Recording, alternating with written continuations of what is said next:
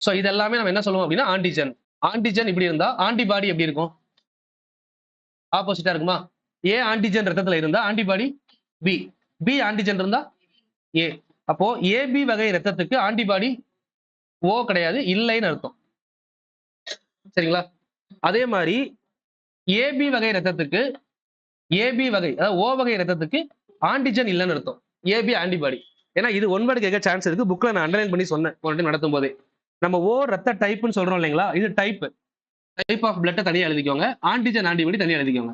ஏ வகை அப்படின்னா ஆன்டிஜன் அதுல ஏ இருக்கு, ஆன்டிபாடி பி இருக்குன்னு அர்த்தம். சரிங்களா? பி வகை பிளட் குரூப் அப்படின்னா அதுல ஆன்டிஜன் பி, ஆன்டிபாடி ஏ. ஏபி வகை பிளட் குரூப்பா இருந்தா ஆன்டிஜன் ஏபி, ஆனா ஆன்டிபாடி இல்ல அப்படின்னு தான் சொல்லியிருப்பாங்க. சரிங்களா?